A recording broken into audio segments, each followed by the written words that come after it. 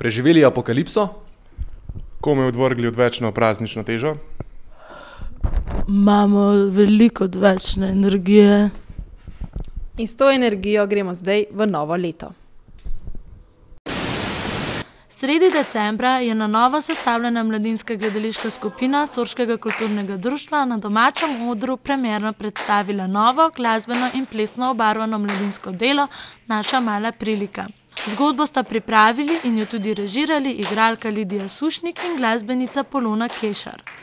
In tema, klasika, odnos med očetom in sinom. V slednjega se je odlično oživel Nejc Vilar, celotno dogajanje je umeščeno v sorško okolje. Vsakdo mora svojo pot, trikrat pride dedet, vsakdo mora svojo pot. Super, res super. Zelo sem ponosna na vse te otroke, ki so se prvič v bistvu nekako soočali z igro na odru. Tudi nismo imeli ne vem koliko časa, da bi osvajali te osnovne veščine za na oder in so bili zvrstni, res tako fenomenalno. No. Za gledališko sekcijo Kuda Slednik je bil december naporen, pa vendarle zelo uspešen mesec. Z novo komedijo Vse zastonj Darija Foja, ki so jo premierno prikazali v domači dvorani, so v uri in pol nasmejali prav vsakega gledalca. Tema? Pisana na kožo krize v Sloveniji. Režijo je prevzel Nejc Smole, v vlogo delavke Nade se je odlično prelevila Tanja Burja, v vlogo njenega moža pa naš Matej. Sicer pa standardna, odlična igralska zasedba. Moram reči, da je veliko ljudi prišlo in mi čestitali, če se lahko malo pohvalim. Ampak zelo zadovoljna. No? Sorške kresnice skupaj z vodjo Polono Kopač-Trontelj in Emo Gortnar so srce in duša projekta Poišči me pesem moja, s katerim se ob 10. obletnici smrti obudile spomin na skladatelja Janeza Tometa. Naši starši se ga spominjajo tudi kot učitelja glasbene vzgoje v osnovni šoli Preska.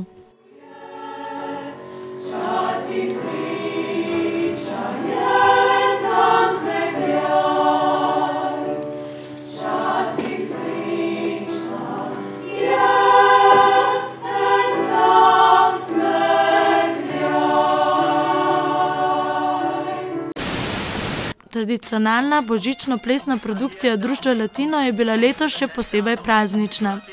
Predstavile so se prav vse plesne skupine in z različnimi plesnimi zvrstmi dale piko na i 10. obletnici društva. 15 plesnih učiteljev redno večkrat na teden prenaša znanje na več kot 200 članov, predvsem članic Društva Latino. Fantje so predvsem za breakdance. Ne, predvsem bi priporočil za tiste, ki se hoče sprostiti, pa se imeti fajn v dobri družbi, pa pač ob dobri glasbi, tako da vsak, ki si želi imeti fajn, imeti pozitivne trenutke skupaj z dobro družbo, to je za vsakega polne. Pred kratkim se je spet začelo na Bonovcu Steki člansko državno prvenstvo v šprintu, v temi in sneženju. Najhitrejši med njimi je bil domačin prek Save Rok Tršan, ki je pred mladinskim svetovnim prvenstvom in prvenstvom do 23 let dejal sledeče. V bistvu sem prvo leto do 23 let, tako da še v bistvu ne poznam te konkurence toliko, ampak upam, da bo čim boljša. To dela? Dobro. Danes v obvezni smeri o prostovoljstvu in prostovoljenju v okviru Evropske prostovoljne službe. Projekt Evropske prostovoljne službe ali EVS je namenjen mladim od 18 do 30 let in je ena od akcij programa Mladi v akciji, katerega poglavitni namen je omogočati mladim dodatno neformalno izobraževanje in življenjsko izkušnjo v mednarodnem okolju.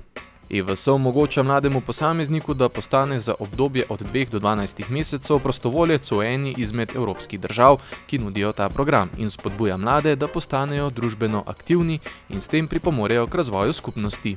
Sicer je mogoče res slišati prostovoljna služba, kar sicer je, ampak predvsem mlade motivira za odhod v tujino, učenje tujega jezika, spoznavanje novih kultur države, ki jo mogoče še ne poznajo, in pa pridobivanje osebnih izkušenj predvsem. Nabor projektov je izjemno širok. Okoljevarstvo in trajnostni razvoj, umetnost, kultura, aktivnosti z otroki, z mladimi, z ostarelimi, z ljudmi s posebnimi potrebami, športne aktivnosti in druge družbeno koristne dejavnosti. Projekti EVS so vedno plod sodelovanja med prostovoljcem in pošiljajočo ter gostiteljsko organizacijo, ki skrbita za nemoten potek programa. Po Sloveniji obstajajo pošiljajoče organizacije za akreditacijo za EVS. Ena takšnih je denimo Mladinski center Medvode, ki ti pomaga pri izbiri gostiteljskega partnerja. In ukolikor ima ta organizacija že partnerstvo vzpostavljeno z neko drugo organizacijo, lahko ponudi ta projekt oziroma poiščejo neko novo organizacijo, v kateri bi lahko prostovoljec delal. In skupaj napišejo projekt, ki odgovarja potrebam tako gostiteljske organizacije kot prostovoljca samega. Ideja je tudi, da prostovoljci kasneje po prihodu nazaj v pošiljajočo organizacijo prenesejo izkušnje iz gostiteljske organizacije, torej iz tujine.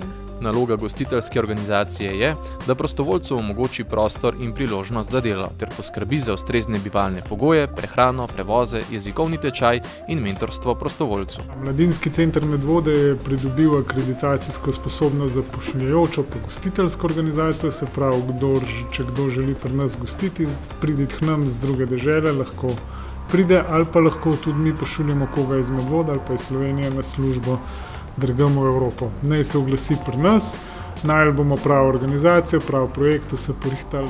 Stroški so v večini primerov kriti, kar pomeni, da je pokritih 90% potovalnih stroškov do kraja bivanja prostovoljca in nazaj. Stroški nastanitve so pokriti, prehrane in prostovoljc dobiva glede na državo bivanja tudi mesečno žepnino, s katerimi pač se da ocenjujemo preživeti v obdobju prostovoljčevega gostovanja v tujini. Sam postopek prijave je preprost. Izpolniti je potrebno prijavni obrazac in ga oddati do enega izmed 3 letno postavljenih rokov. To so 1. februar, 1. maj in 1. oktober. Ukolikor je projekt odobren, prostovoljec lahko v 3 mesecih odide v tujino. Koliko mladi do zdaj poznajo ta projekt? Mi se trudimo nekako razširiti, predvsem gre skozi osebni stik. Zdaj, bi mogli biti pa malo bolj pogumni tudi mi in tisti, ki bi radi šli, da pridejo do nas. Prostovoljstvo mislim, da pridobiva v zadnjih letih, zato ker je tudi neka dodana vrednost formalnim izkušnjam, torej izkušnjam, ki jih dobivamo v srednji šoli in na fakultetah. Je pa res, da je mogoče malo manj Slovencev, ki se odločajo za odhod v tujino, kot tistih, ki prihajajo k nam. V lanskem letu denimo je preko EVS prišlo v Slovenijo 110 prostovoljcev, medtem ko se jih je v tujino podalo približno 40. Med časom bivanja v tujini je zaželjeno, da prostovoljec sodeluje tudi s samostojnim mini projektom, za katerega dobi idejo med prebivanjem in delom v novi skupnosti. Jaz mislim, da je ne glede na to, ali so to prihajajoči prostovoljci, ali so gostiteljski, ali so pošiljajoči, so izkušnje predvsem odvisne od vsakega posameznika, kako se ujame v lokalnem okolju, kakšen projekt ima in koliko je pripravljen vložiti truda v ta projekt, oziroma kako ustreza njegovim karakternim lastnostim. So pa večinoma dobre in večina od prostovoljcev, ki se vrne, jim ni žal vloženega časa in energije. V Mladinskem centru Medvode od lanske jeseni dalje delujeta tudi prostovoljca Luka in Rakel. Po 5 mesecih Luka zaključuje svojo izkušnjo in odhaja domov, medtem ko Rakel ostaja do julija. Okay, so Luka, how was this experience for you? Oh, it was good. It was good. I met a lot of nice people and a lot of new friends, and so these 5 months were really good here. And it's also a good place, I think, to the EVS in a youth center. I mean. And what would you say is the best thing about EVS? The best thing, I think it's a good way to live abroad and discover new places and also things about you, because it's not like working abroad, but it's doing something different. So yeah, it's in the middle, I can say, between an holiday and a work. So that's why I think it's good. I've learned a lot of things about myself, because everything is new for you. The language, the country, the culture, things are totally different, and I think it's a really good experience for yourself. One of the basics of EVS project is also to learn the foreign language. How well would you say that you've learned Slovenian? I'm the worst in Slovenian. I don't know how to say nothing. Just Huala Lepa and nothing else for the moment. Language, it's a little bit a problem because, okay, we have Slovenian lessons, but also we use English with everyone here. So yeah, we don't speak a lot during the day. But okay, aggressivo, some words I have learned. Yeah. What will be the strongest memory after this experience? I don't know, a lot of things. I'm changing a lot, but I think I will realize this after finished. But a lot of things. To who would you recommend to go on EVS project? EVS in general? Yes. I think, I don't know how is it now with EVS, but if you have a chance to go and want to prove yourself in another country, yeah, to everyone wants to do this experience. I absolutely recommend this. Ob zaključku bivanja v tujini prostovolec prejme Youth Pass potrdilo s priznanimi 8 kompetencami, ki jih je moč uporabiti za dosego različnih ciljev in izvrševanje nalog, tako pri delu, učenju kot vsakdanjem življenju. Predvsem pa naj bi potrdilo koristilo mladim pri nadaljnjem izobraževanju, kot tudi pri krepitvi zaposljivosti. V tokratnem portretu pa bo Tara predstavila slovenskega prostovoljca Erika na delu na Grenlandiji.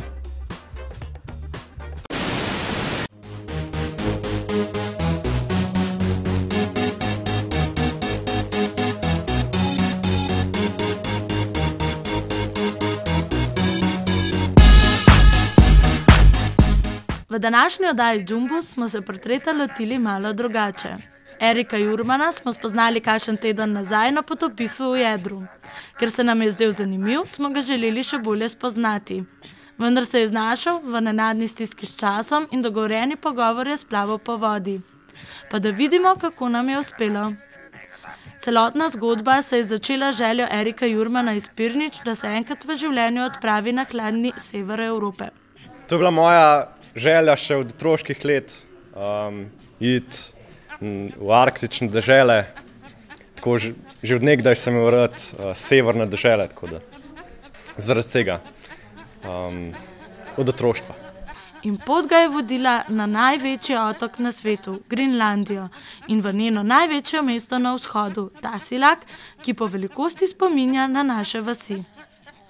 V mestu so mu bili všeč predvsem lokalni otroci in vlečni psi. Otroci zato, ker so jim pomagali pri njihovem prostovoljskem delu, kljub temu, da jih ni razumel niti ene besede, so se izredno zabavali. Prav komunikacija z lokalnim prebivalstvom je delala največ težav, saj jih večina ne govori angleško. Na delovnem taboru je bil od 2. do 21. julija lansko leto. Kako pa se je sploh seznanil s prostovoljstvom? Do tega je prišlo tako, da je bilo na naši srednji šoli eno zanimivo predavanje o prostovoljstvu, kjer je ena prostovoljka iz Madžarske prišla k nam in predstavila malo, kaj dela v Sloveniji,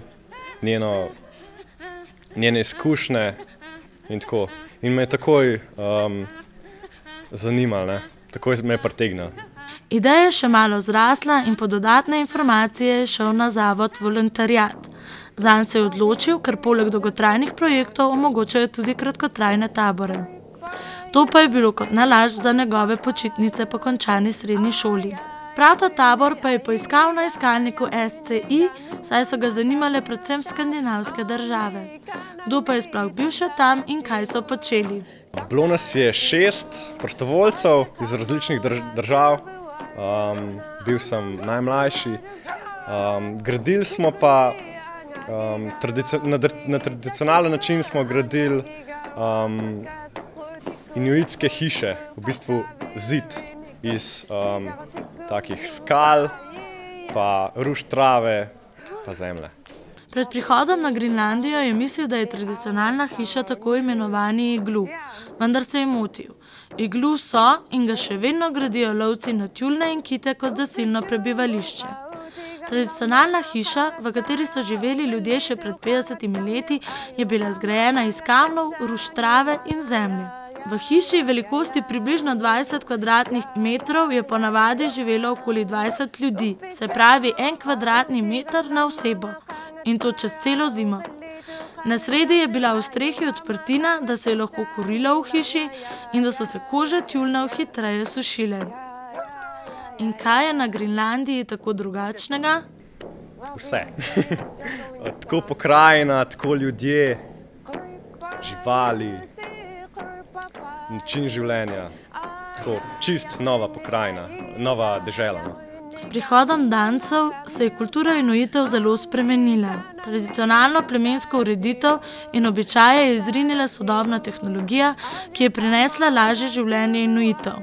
Po drugi strani pa lahko opazimo veliko dokaj žalostnih prizorov v sodobnem načinu življenja. Naprimer množično popivanje ob prejemu plače, smeti vse povsod, izumiranje vzhodne grenlandščine.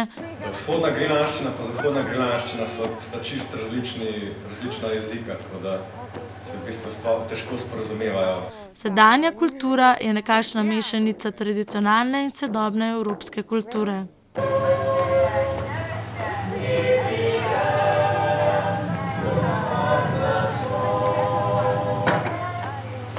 O podobnosti težko govori, lahko pa za zanimivost pove to, da imajo v mestu tako policijo, zapor, bolnišnico, supermarket, torej praktično vse, kar rabi sodobni Evropejec, da se počuti kot doma.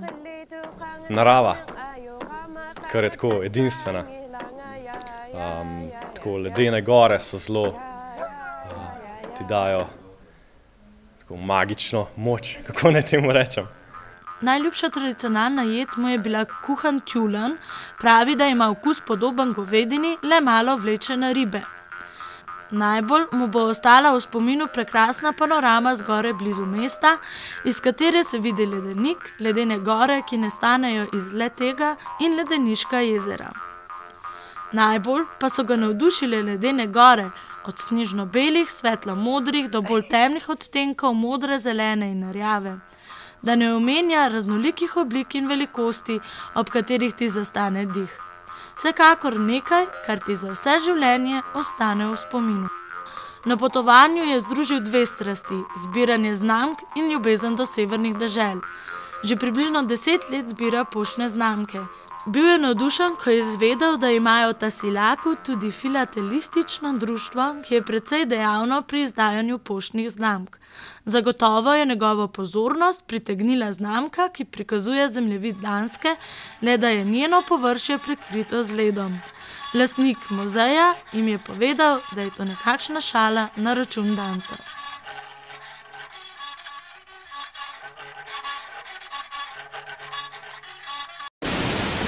Drop it.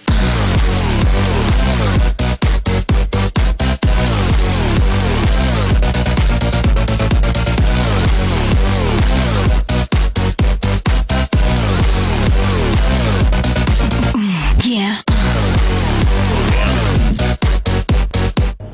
Lepo pozdravljeni v novem letu z novimi izzivi.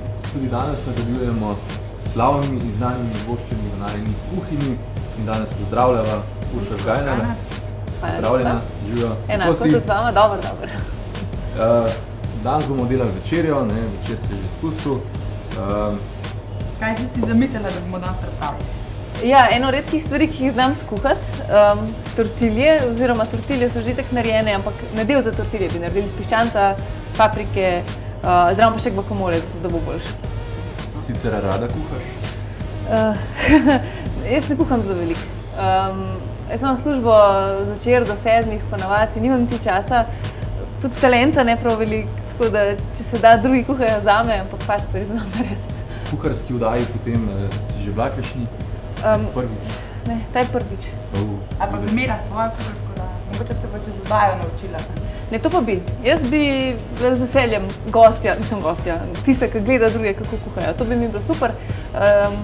To, da moram pa jaz kuhati danes, to mi je pa čist stres. Brez panike, midva te bova lepo pogodila čez vse. Ker midva sva profesionalca, midva res znava. Nič. Petra? Predlagam, da kar začnemo. No, pa dajmo. Jaz bom tako, kar ponovadi tega pšanca pripravil. Vaja pa prepuščam zelenjavco. Mi malo počpekale pa. Pa lahko še kakšno rečete. Super. No, Mateja so že znale, mi bova zdaj lepo naredili to zelenjavco. Ja, se je fajn, ker reče bolj neroden, veš. Prej ti ni bilo, si že urezal. Tako da... Ti mi pa povejša, kako si ti začela svojo novinarsko kariero. Kako si sploh najdla te poti? Navaš Farela na medvoški televiziji. The best, ne? Top. Ne, meni je bilo super. Jaz sem v bistvu kot novinarka začela malo po naključju, ker takrat, ko sem bila še v srednji šoli, nisem vedela, kaj naj se odločim in ta zadnja stvar, ki sem si jo kot otrok želela, je bilo, da bi bila novinarka. Pol pa dolg nič in ko se je bilo treba odločiti, kaj bi delala, je bila pač to ta zadnja stvar, ki sem si jo spomnila, da sem kdaj hotela delati. Zato sem šla za novinarko. In kaj si želela, ko si bila v osnovni šoli? Hotela sem biti arheologinja. Ja. Pa lepa prišla enkrat neka arheologinja nam predstavlja ta poklic in ti povem, je bila taka, da bi jo z muzeja z ene vitrine ven potegnil, dolgočasna, res, joj, in ti si mi zdel pa tako grozen, pa sem rekla, to pa ne bom. In kako si potem zašla na TV Medvode? Pismo je fajn še. Prej sem imela tazga doma, mogoče več kuhala. Tole je res top. V glavnem, ko greš na faks, na FDV, ne? Ja. Moraš tam upraviti tudi prakso novinarsko, kar pomeni, da greš nekaj delati. Jaz sem šla za en kratek čas na delo, pa si nisem preveč dobro najdla tam, pa je bilo treba pa res isto prakso nujno dokončati in sem poklicala Iztoka Pipana, če me vzame, da bom ful pridna, pa če ne želja, da mi sam podpiše tisti listek, da sem naredila prakso. Opravljene ure. Na kar je on rekel, pridi in sem še isti dan prišla k njemu in že naslednji dan mi je dal nekaj za delati. Tako da, pa sem šla pa z Gregorjem Pregradom, enim od snemalcem, ki je še zdaj na televiziji, kakor slišim, ampak je super snemalc. Sem šla na teren in to je bilo to. 2 leti po mojem sem bila na TV Medvode, če ne še celo več. Smo se imeli super. Moj glavni izziv najtežji je bil, da sem mogla župana intervjuvati, gospoda Žagarja. Meni je bilo tega tako strah na smrt, res, ko povem. V glavnem, potem sem šla pa v bistvu na RTV, tam sem imela audicijo razpisano za 3. program, ki se je ustanavljal, takrat sem ga še ni bilo in sem nekako tam Jerko Biziljevo prepričala, da znam govoriti pred kamero in me je v bistvu takoj dala za voditeljico jutranjih poročil. Pa v bistvu pojma nisem imela, no tako, sem čisto zelena, čisto. In na koncu si pristala na Svetu? Ja, vmes sem je opazil Leo Oblak, to je bil pa direktor Info TV-ja in mi je napisal enkrat message, da ima zame ponudbo, če pridem delati za njega. Tisto mi je bilo the best, potem sem se redno zaposlila, sem imela super še en let. Na kar je Info TV šlo res so finančne težave, res hude. No in takrat si šla pa na Svet. In kako je zdaj tam? Si se najdla zdaj na Svetu? Ja, super je, super.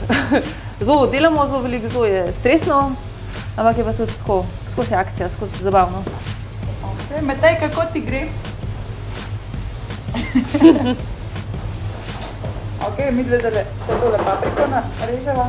Jaz delam take cekinčke, da bomo pol v maso pomakali. Krompirčke, cekinčke. A danes si že službe preletela sem na večerjo? Ja, direkt. V bistvu še hujš, imela sem javljanje v živo izpred vlade in v bistvu sem direkt od tam letela sem. Tako da nisem imela se časa niti obleč, niti nič. A pa se spomniš svojega prvega vklopa? Ja, se. Mislim, da sem mogla 2 stavka povedati, prvega sem še, pol sem pa čisto pozabila vse. To je zdaj bilo grozen. Tema, čisto. Noč.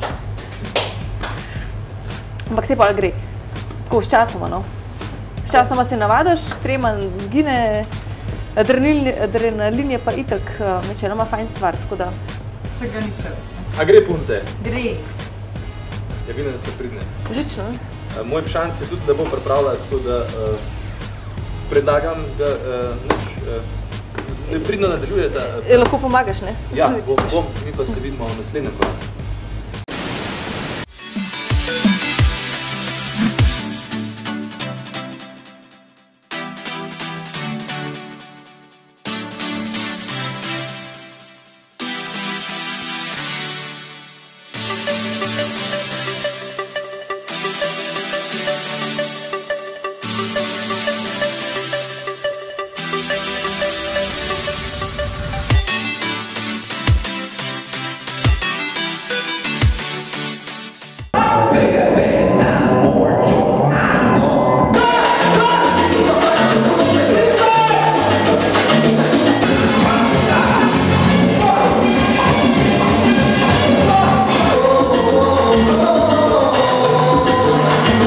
Dobra glasba, mešanica različnih atraktivnih plesnih korakov, s katerimi se ne boste pretirano upadali, saj se boste kaj hitro posvetili le užitku gibanja v dobri družbi.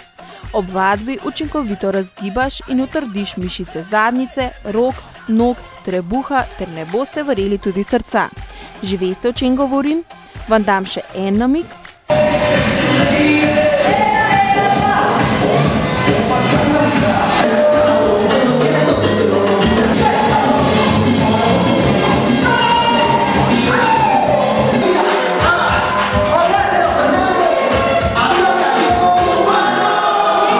Govorim o zumbi, ki je v zadnjem času tako popularna. Zumba je kardio vadba, kjer prevladujejo večinoma latinsko-ameriški ritmi, vendar to ni klasična vadba. Res da kuriš kalorije, vendar zraven tudi uživaš v dobri glasbi in kaj hitro lahko pozabiš, da si prišel delat.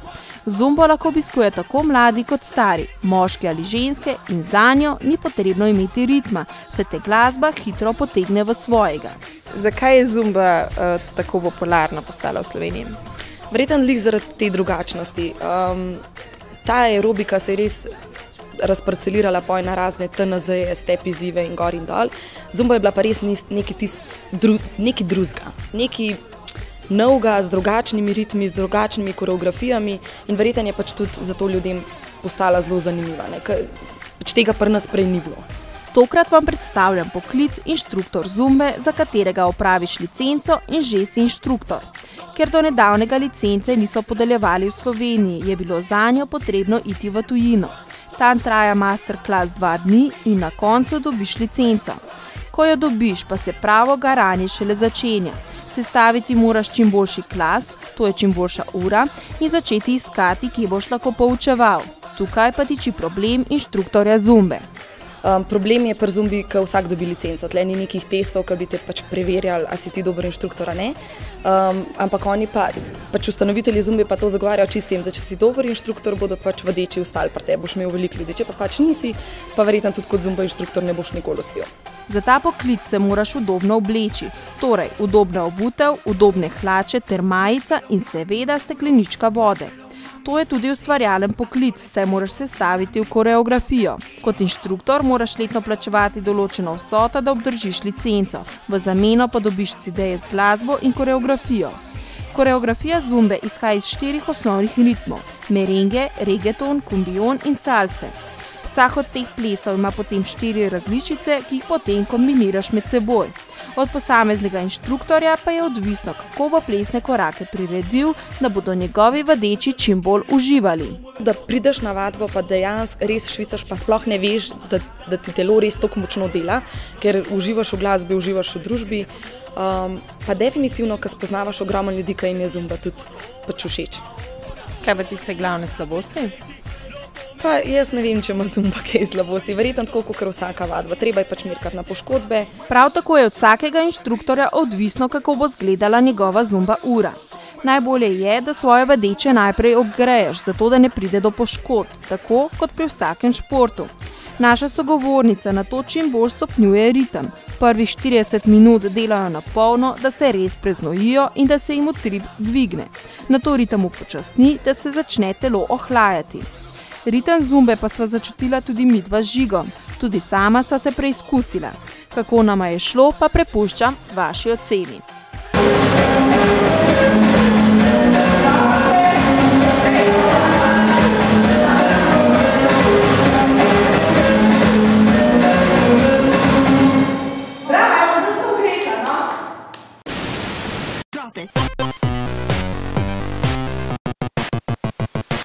No, med vezušo so bile zelo pridne in so vse narezale. Zdaj pa tele cekinčke, ki smo jih posuli, sladko papriko, pa malo posolili. Damo pečico na 170 za 15 minut, 20. Tale zelenjavca gre pa tjale k piščančku, ko ga Matej že pridno peče. Lahko kar nesemo, ne? Ja. Pozdravljena. Ponosena, ne? A kar vse damo gor? Kar vse naenkrat. Kar, ajde. Tako da je tako izroko.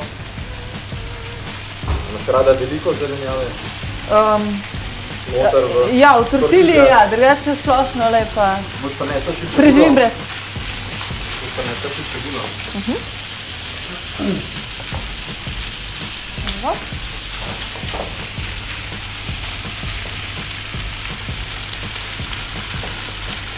Predtem smo že dodali tudi česen, tako da zelenjave oblik. Zdaj pa jaz to fajn premešal. Potem pa se to lepo duši To, da se zelenjava malo mešča. In to je to. A ne? Ne, v maksu moramo se narediti. V maksu. Ok. Gremo delati guacamole. A si že zdaj delala doma guacamole? Ne, nikoli, tako da tukaj sta pa vidva glavna. Lahko ti pomagam? Tele avokado je treba oliti. Eno vprašanje, a ni za guacamole tudi čebula? Ja. Ampak je zdaj vsak eno.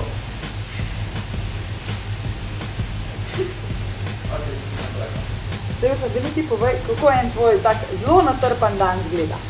To je pa čisto normalen dan. Aha, to je normalen. Mislim, ga ni dneva, ko ne bi bil čisto natrpan.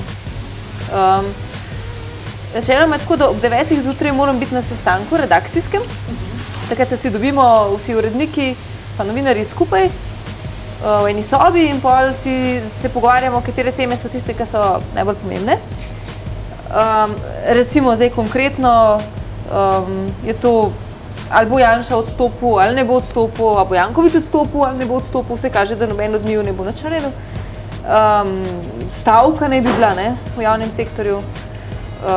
Potem se zmenimo, če ima kdo kakšno dobro zgodbo, če kdo kaj takega fajn slišal, ali pa ga kdo poklical, tako da si pač razdelimo teme. Pa štartamo, začnemo klicati, noreti okrog, iti na teren in tako naprej, snemamo. Ponovadi do enih 2-3. Pridemo nazaj, montiramo, pišemo. Običajno je tako, da do takrat, ko si ti vse napisal, pa pripravil vso sliko, pa vse izjave porezal, izrezal, greš pa dejansko v montažo, je že ura enih 5, 10:05, tako da si tam not, imaš kakšno urco časa, ponovadi manj, enih pol ure, v resnici. Ob 6 moraš pa že stati nekje pred vlado in imeti vklop v živo in pač povedati vse tisto, kar si cel dan videl, tako da ta del je kar dirka s časom. Matej, kako? Matej joka. Danes ni moj dan, ker sem si ravno kar en šklepet soli v učvrgu. Vse ti solzice obrisala, sem bila. Tako da ja, sem slišal, kaj se pogovarjata. Drugač, to bi lahko tudi samo izdolbli z žličko. Mogoče bi bilo malo lažje, ker pa tako, ampak dobro, zdaj ste že naredili. Ne, zdaj si general, ne? Ja, dobro, ja. Se lahko pokažeš, kako se izdolbi? Pač, tako da se ne zahodeš. Pazi. Mi se zdi, da so se dan že urezal, se zdaj na dobri poti, da se bo še enkrat. Spet, ja. To nekako probaš dati na razo. Tako. In pa dobiš eno polovico. Veš kaj sem te hotel jaz vprašati, ker se lih pogovarjate o tem stresu. S čim pa pol se sproščaš, če si pač cele dneve na šihtu in je to zelo natrpano in tako, kakšne imaš kaj hobije, kaj te sprosti? Kuharija, zdaj smo zvedali, da Kuharija, ne, to zame še to drug stres. Ne, jaz grem plezat. Jaz plezam rada blazno. Zdaj sicer že nisem imela dolg časa, res časa, da bi šla nekam v skalo, ampak ja, meni plezanje je super. Ti si že plezala po naravnih stenah, drugače? Ja, po naravi, mislim največ Črnik ali pa Osp, pač v Sloveniji, to je res tako. Res to je noro, super. A si kar tam raven? Ja, da je še pravi. Drugač pa, bila sem v Franciji, Italiji, na Sardiniji, tako. Kje pa je najlepši? V Sloveniji. Slovenske gore? Doma, tako. Zdaj, kako bomo mi to steznili? To je pomanjeno. Vem se zelo zabavaš, tako da kar nadaljuj. Malo nas je klet, po mojem. Se bo. To je dobro za mišice. Pa bomo pa sem nazaj dodali, pa bomo rekli wow. Petra, super si naredila. Je to zdaj snimati? Zakaj snimaš? Veš?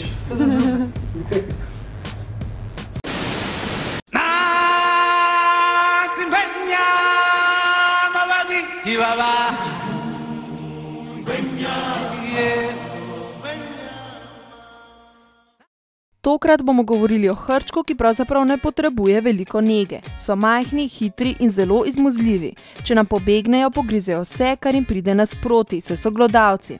Najraje imajo oblazinjene stvari, ker jih to najbolj spominja na njihovo naravno okolje.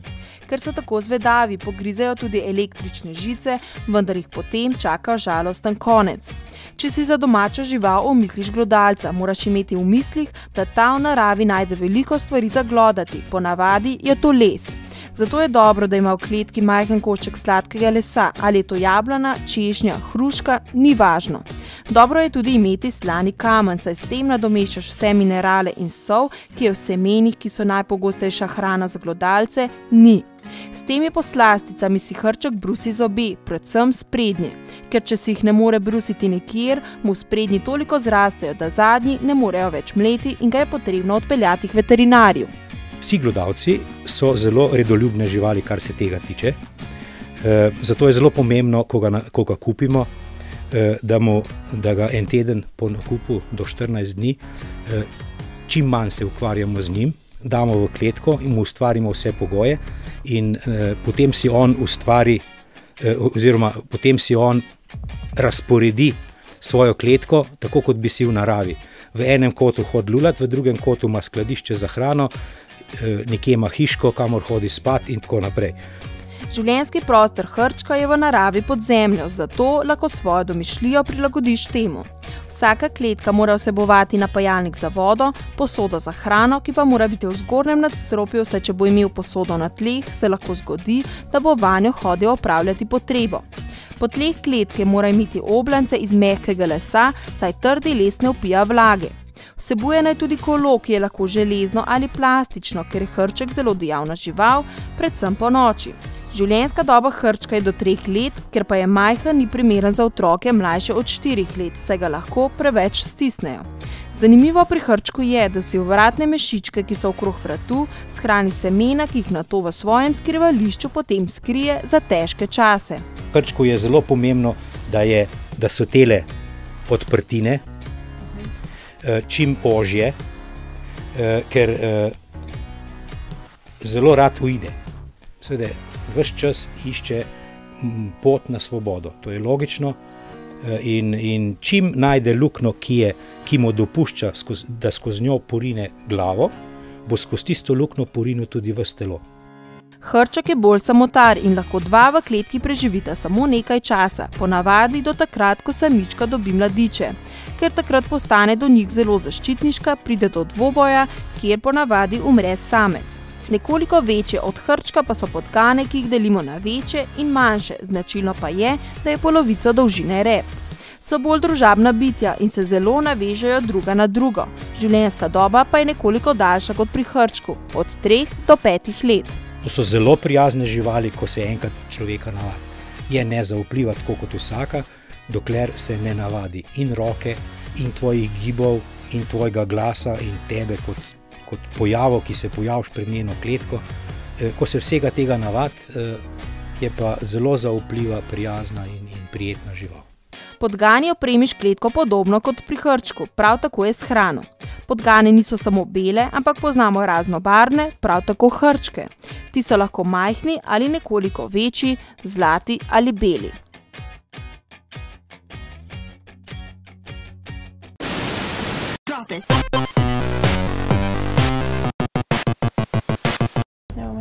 A smo že not? Ja, noter smo. Smo noter v skozi. Dobro. Tiste šanc naš je sporočen, da je pripravljen. Zrenjavca je pustila in se lepo uspokojila in mislim, da je to super. No, Sta pa vedeli ščarane. A je to treba verjetno na manjše narediti, ne? Pire, avokado, zdaj bomo pa še pretensali tale kredižnik. Ok. Ko smo ga prej skuhali. Ja, neč, tele pisni, ki je fura. Če mi je sploh še kje v piščance, ne znam kaj. Rdeč fižol pa koruza. Uša, kaj imaš? Koruzo vam reješ, fižol ne. Dobro. Tole... Ne bo fižol drugač gre po defaultu noter, sam... Po želi. Tole bom še noter vrgul. Malo z rdečo papriko začinu. Pa grem pa mizo pripravite, prav? Vidite pa lahko zaključite. Ker so? Ne lahko tle končava? Ja, lej, lahko malo... A je so kar stresem noter? Lahko. Noto tale pire. Jaz sem zdaj malo z limono pokapala tale paradajz, zato da ne krjavi. Za te male cebulke. In potem lahko kislo smetano tam napeš posebej. A žlice ali žlice, da so to že 2? Lej, sej. Mogoče bom pa kaj novega odkrili. Potem pa lahko malo posoliš še, pa popopraš. To je to, ne? Po mojem, da pri popru smo malo pretiravali. Ne.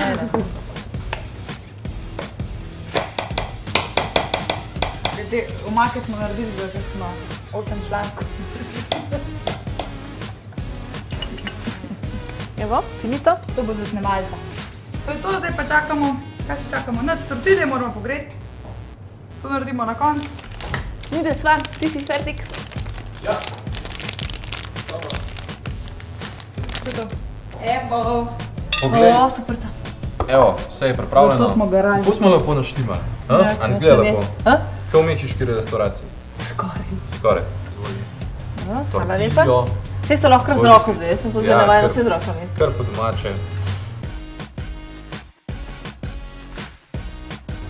Zelo mehna, fletna, ful.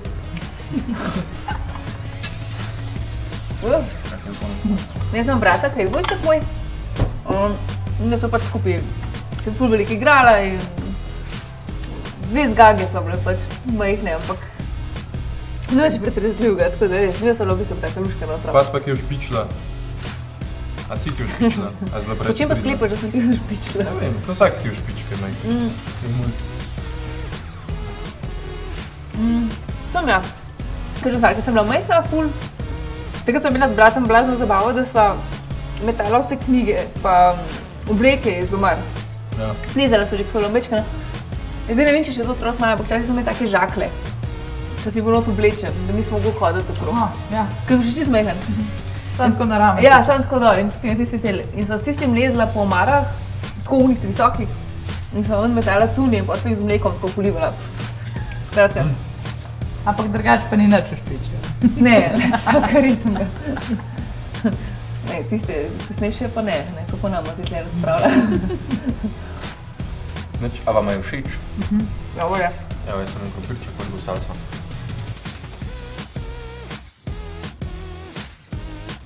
Kakšen je recept? Predvsem, da ustrajaš, da tisto, kar si želiš, da ustrajaš pri tisti stvari in slej ko prej ti bo uspel.